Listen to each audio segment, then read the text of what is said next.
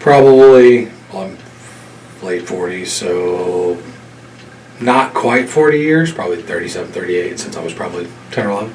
Yeah, well, I mean, I grew up a little bit like late 70s, like early 80s was when I like hit around that 10 or 11, range or whatever. So, like, there was a little bit of, like, Kiss, Alice Cooper, like Van Halen, like that kind of stuff from like back in the day when I was little. And then just gradually progressed into some other stuff. So, listened to, I'm sure, to like some of the what people would refer to as hair bands, like Motley Crue or whatever, in the early '80s, because they kind of became popular, and then I pretty quickly kind of listened to like a little bit of punk stuff on the side, and then kind of got into like thrash bands, like Metallica, Slayer, Megadeth, that kind of stuff, like mid '80s, and then pretty much never looked back after that. I think I like guitar music, so I mean, there's an aspect of that. So if you're talking metal, it's a very guitar-oriented kind of a thing. So, and usually multiple guitars, and depending on what kind of band you're listening to, they're going to be a lot more intricate or whatever. So like thrash bands especially, always have that sort of element. And then when you start moving into like more technical bands or like even like death metal and that kind of stuff that tends to be more aggressive or whatever, you're going to have that component to it.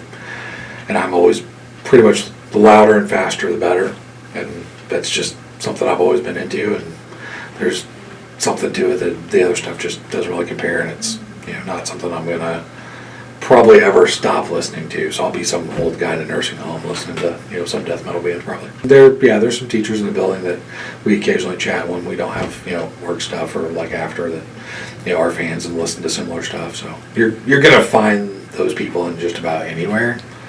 For the most part, so you'll always find them around. It's not probably as socially acceptable in some circles. I would say the number's less.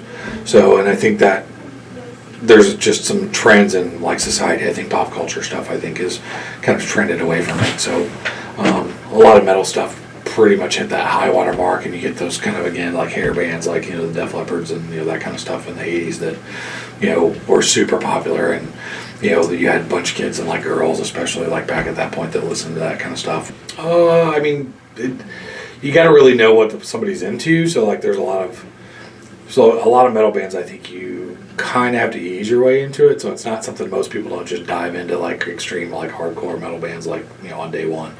So somebody usually edges their way into it by listening to stuff like Van Halen or classic rock type stuff or whatever.